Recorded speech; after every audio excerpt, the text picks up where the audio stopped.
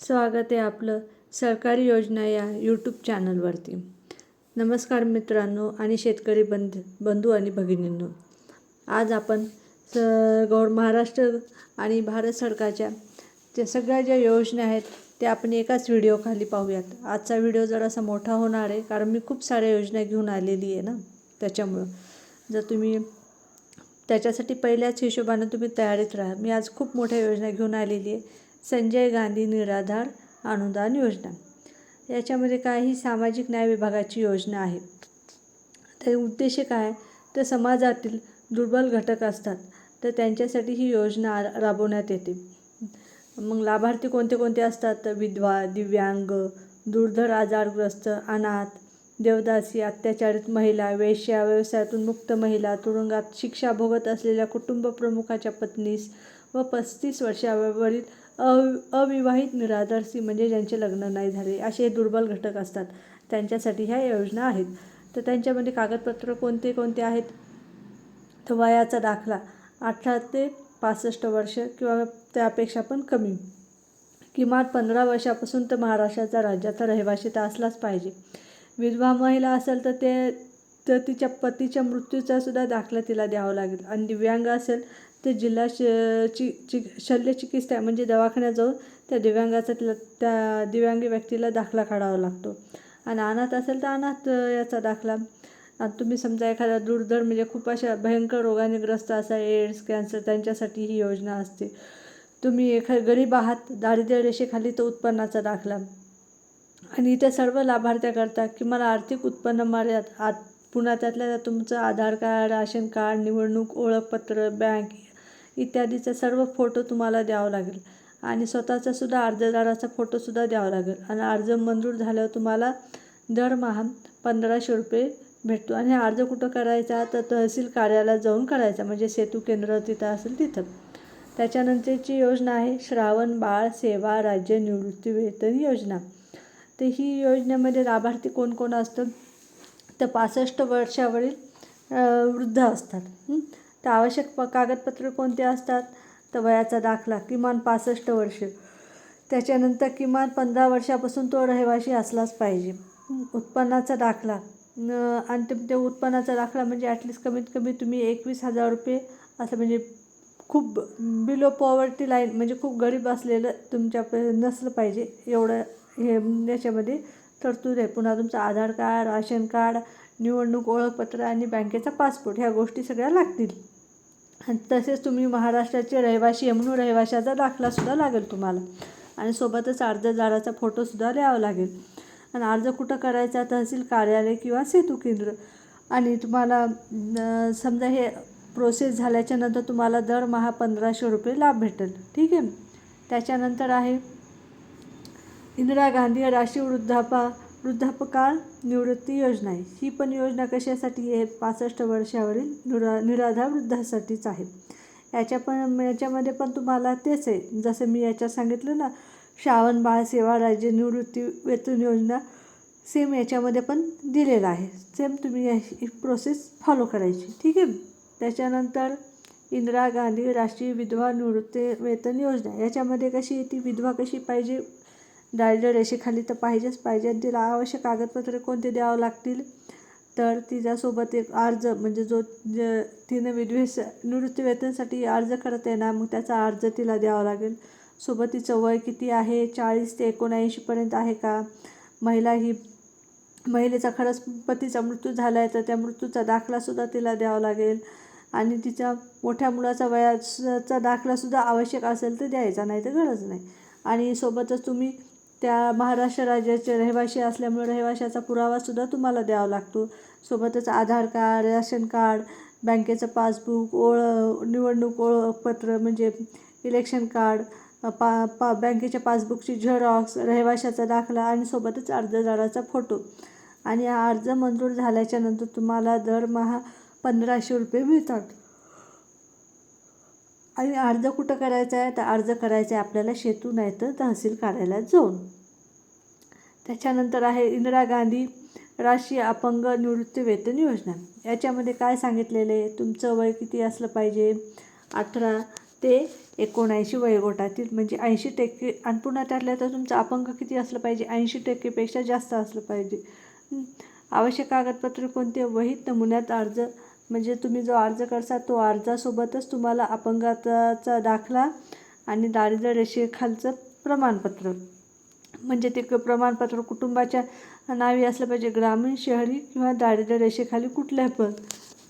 आणि किमान 15 वर्षापासून महाराष्ट्र राज्याचा रहिवासी पण असला पाहिजे. सोबतच इलेक्शन कार्ड, आधार कार्ड, रेशन कार्ड, पुन्हा बँकेची पासबुक झेरॉक्स, पुन्हा रहिवाशाचा दाखला आणि अर्जदाराचा फोटो, ह्या गोष्टी त्याच्यात नमूद केल्याच पाहिजे. आणि अर्ज केल्यापासून त्याला अर्ज एकदा मंजूर झाला ना की त्याच्यानंतर त्याला लगेच 1500 रुपये दरमहा पेमेंट येतं त्याच्या बँकेमध्ये. आणि अर्ज कुठं करायचा? जाऊन तर आपला सेतू आणि तहसील ऑफिसमध्येच करायचा. त्याच्यानंतर राष्ट्रीय कुटुंब लाभ योजना, ही योजना कशासाठी आहे? तर ग्रामीण आणि शहरी भागाच्या दारिद्र्य रेषेखालील कुटुंबाच्या यादीत नोंद असलेल्या 18 ते 59 वयोगटातील करता स्त्री आणि पुरुष मरण पावल्यास कुटुंबियांना एकतर कमी 20,000 रुपये दिले जातात. म्हणजे त्याच्यामध्ये कागदपत्र काय काय लागतील? तर विविध नमुन्यातील अर्ज, म्हणजे आपण ज्या याच्यासाठी अर्ज करू त्याचा अर्ज भरून द्यायचा आणि सोबत मृत्यू पावलेली स्त्री किंवा पुरुष त्यांचा मृत्यूचा दाखला द्यायचा. आणि अविवाहित मुलींना अवलंबून असलेले आईवडील, म्हणजे त्या मरण पावलेले जे करता पुरुष किंवा स्त्री असे त्यांच्यावर अवलंबून असलेले आई वडील, मूल बाळ, हे सगळ्याविषयी माहिती म्हणजे सगळं कागदपत्र त्यांचे द्यायचे. आणि तसेच तलाठी यांच्याकडून जबाब किंवा पंचनामा अहवाल सगळं लिहून घ्यायचं. मृत्यू दाखला, जन्म मृत्यू नोंदवहीमधून मृत्यूची नोंद असलेल्या पानाची छायांकित प्रत आणि वयाचा पुरावा, रहिवासी दाखला, आधार कार्ड, रेशन कार्ड, निवडणूक ओळखपत्र, अर्जदाराचा फोटो, बँक पासबुक झेरॉक्स इत्यादी सगळं द्यायचं. आणि अर्ज कुठं करायचा? तर तहसील कार्यालय किंवा सेतू केंद्रामध्ये जाऊनच अर्ज करायचा. त्याच्यानंतर कोणती योजना आहे? प्रधानमंत्री आवास योजना, म्हणजे ग्रामीण भागासाठी बरं का. प्रधानमंत्री आवास योजनेमध्ये काय दिलेले की ग्रामीण भागात 1,20,000, तर डोंगरी भागात 1,30,000 रुपये सदर लाभार्थी निवडीचा अधिकार ग्रामसभेत देण्यात आलेला आहे. लाभार्थ्याची निवड प्रक्रिया कशी केली जाते? तर सामाजिक आर्थिक जात सर्वेक्षण सन 2011 मधून उपलब्ध झालेल्या प्राधान्यक्रम यादी व माहिती आवास सॉफ्टवेअर उपलब्ध आहे. सदर याद्या ग्रामसभेपुढे ठेवून त्यातून पात्र लाभार्थ्याची निवड करण्यात येते. प्राधान्य क्रमांक यादी बेघर, 1 खोली लाभार्थी, 2 खोली लाभार्थी याप्रमाणे निश्चित केलेली आहे. प्राधान्यक्रम यादीमधील व्यक्तींची ग्रामसभेद्वारे निवड करतेवेळी खालील निकषावर व गुणकणानुसार प्राधान्यक्रम देण्यात यावे. 16 ते 60 वयोगटातील प्रौढ व्यक्ती नसलेले कुटुंब आणि महिला कुटुंब प्रमुख, 16 ते 60 वयोगटातील प्रौढ व्यक्ती नसलेले कुटुंब व 25 वर्षावरील अशिक्षित निरक्षर व्यक्ती असलेले कुटुंब व अपंग व्यक्ती कुटुंब ज्यात शारीरिकदृष्ट्या सक्षम प्रौढ व्यक्ती नाही. भूमिहीन कुटुंब ज्यांचे उत्पन्न स्रोत मोलमजुरी आहे. सदरील गुणांच्या आधारे ग्रामसभा यादी तयार करतील व अशा प्रकारे गुणांच्या उतरत्या मांडणीने प्रधान क्रम देऊन यादी तयार करण्यात येईल. अर्ज कुठं करायचा? तर ग्रामपंचायत आणि पंचायत समिती. दुसरी कोणती आहे? प्रधानमंत्री आवास योजना, ती पाहिली आपण खेड्यातल्या लोकांसाठी, म्हणजे ग्रामीण. ही कोणती आहे? ते शहरी, म्हणजे शहरातल्या लोकांसाठी. तर याच्यामध्ये काय? इन सिटू झोपडपट्टी पुनर्विकास, म्हणजे झोपडपट्ट्याखालील जमिनीवर पात्र झोपडपट्टीधारकांसाठी खाजगी सहभागातून घरे बांधून झोपडपट्टीचे पुनर्निवासन करणे. क्रेडिट लिंक सबसिडी योजना, नवीन घरे बांधण्यासाठी किंवा सध्याच्या घराच्या नूतनीकरणासाठी 6 लाख ते 12 लाख रुपयांचा गृहकर्जावर कमी व्याजदराचा केंद्रीय अनुदानाची तरतूद करते. 6 लाखापर्यंत कर्ज सवलत. भागीदारीत परवडणारी घरे, राज्य केंद्रीय एजन्सीमार्फत किंवा EW श्रेणीसाठी खाजगी क्षेत्राच्या भागीदारातून 1.5 लाख रुपयांच्या केंद्रीय सहभागाने परवडणारे गृहनिर्माण प्रकल्प उभारीत व किमान 250 घरेपैकी 35 EWसाठी लाभार्थ्याच्या नेतृत्वाखाली वैयक्तिक घर बांधणी सुधारणा BLC EWSC श्रेणीतील लोक एकतर नवीन घर बांधू शकतात किंवा ₹1.5 करोड केंद्रीय सहाय्याने व राज्याचे ₹1 करोड स्वतःचे घर ठेवून शकतात अशी तरतूद करते. त्याच्यानंतर कोणती योजना आहे? प्रधानमंत्री आवास योजना. MYC आर्थिक शहरी हे नाही. रमाई आवास योजना अनुसूचित जाती व नवबौद्ध घटकांसाठी आहे. तर ही 269 चौरस फूट घरकुल आहे. आणि योजनेचे निकष किती आहे? महाराष्ट्र राज्यातील वास्तविक किमान 15 वर्षाचे असावे. तुम्ही तर महाराष्ट्रातलेच असाल ना सगळेजण. बेघर किंवा पक्के घर नसावे. लाभार्थी सामाजिक आर्थिक व जात सर्वेक्षण 2011 प्राधान्यक्रम यादीच्या बाहेरील असावा. लाभ ग्रामीण भागात ₹1,00,000, डोंगराळ नक्षलवादी भागात किती ₹1,50,000 आणि शहरी भागात ₹2,50,000. अर्ज कुठं करावा? स्थानिक स्वराज्य संस्था. शबरी, पारधी आणि आदिम आवास योजना ह्या कशासाठी आहेत? तर अनुसूचित जमातीसाठी आहेत.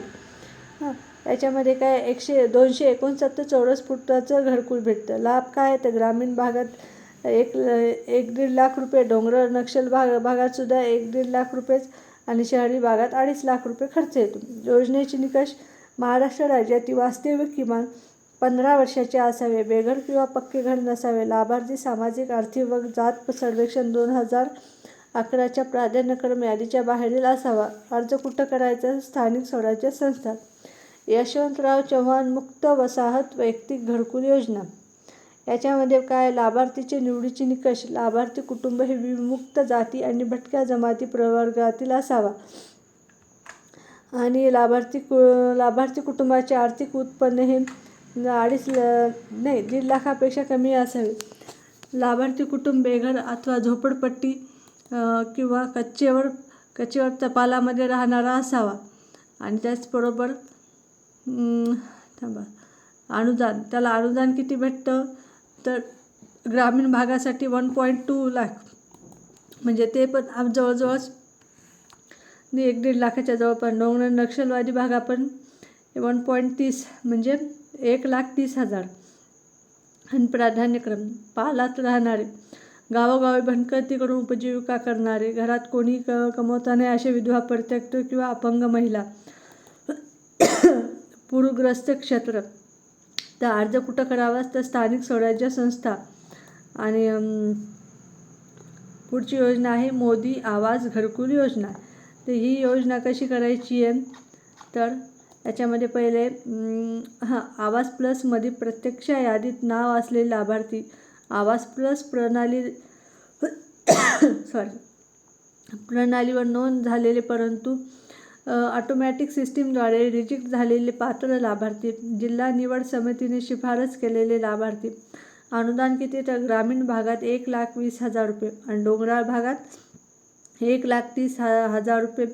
आवश्यक कागदपत्रे: 7/12 उतारा, मालमत्ता नोंदपत्र, ग्रामपंचायत प्रमाणपत्र, जातीचे प्रमाणपत्र, आधार कार्ड, रेशन कार्ड, निवडणूक ओळखपत्र, विद्युत bill, MNREGA job card, bank passbook, छायांकित प्रत आणि अर्ज कुठं करावा? तर स्थानिक स्वराज्य संस्थांमध्ये. पंडित दीनदयाळ उपाध्याय घरकुल जागा खरेदी अर्थसहाय्य. तर ही योजना कशासाठी आहे? तर जे केंद्र व राज्य पुरस्कृत आवास योजनेचे पात्र आहेत, म्हणजे बेघर आणि भूमिहीन गरजू